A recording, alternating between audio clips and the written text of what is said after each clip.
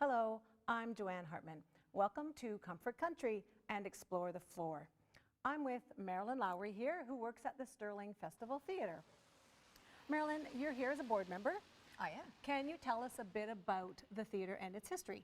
I certainly can. The Stirling Theatre was actually built in 1927, but it was built at the time more as a community service building. There weren't a lot of theatre performances going on. It was mostly meetings and various service groups coming together at the theatre. In the mid-1930s, the Stirling Theatre was actually the Village of Stirling's movie house, and people would come from miles around to watch movies here. It's been a while, I think, since movies ran here. And one of the key things, and one of the really interesting bits of history about the theatre that we're standing in right now is it has been used as a variety of, for a variety of purposes over the years. I believe the police station, the public works building, but it was actually the village's or the region's jail for a while. So where we store our actors for shows today, down in the lower dressing rooms, they're actually in the former jail of the village of Stirling. I think is just a scream. Yeah. In the just a little bit closer history, in the mid-80s, however, and I can only assume as the village of Stirling and the surrounding area grew, it was decided by the village council at the time that they needed a larger public works space.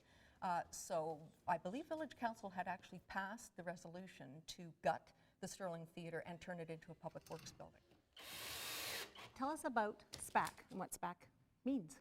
SPAC stands for the Stirling Performing Arts Committee, and that was a group of Stirling residents who, when they found out that the village of Stirling had passed a resolution to turn this into a space not for theatre, I believe they petitioned the entire village and got enough signatures together and went to council to actually stop the conversion of the Stirling Theatre into a public works and to save it as a theatre, and thank goodness they did. So then the Stirling Theatre became a real hub for entertainment in the area. And all volunteers. Exactly, All totally volunteers. all volunteer driven. So tell us a bit about how Stirling Festival Theatre came to be. Well, Stirling Festival Theatre was founded in 1996, it was a while ago. I guess we're just midway through the 14th season.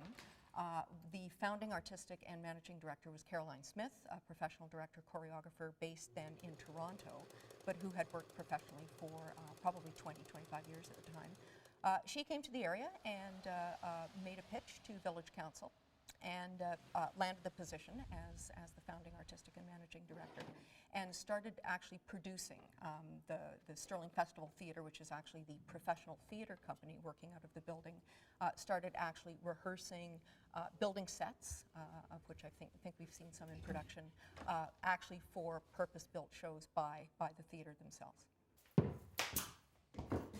So Marilyn, tell us what production you're working on right now.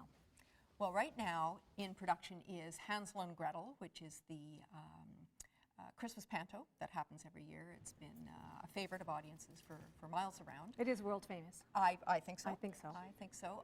Stirling Festival Theatre does two different versions, actually, a number of family shows and the famous naughty version, which traditionally does tend to sell out. Tickets are on sale, and I hear they're going fast. Lots of Christmas parties booking. Lots of people make it a family tradition. That's right. Thank you very much. So for this time, this is Joanne Hartman for Comfort Country, Explore the Four. Explore the Four is brought to you by Comfort Country, featuring the communities of Madoc, Marmora, Tweed, and Stirling. For more information about this edition of Explore the Four, visit online at comfortcountry.ca.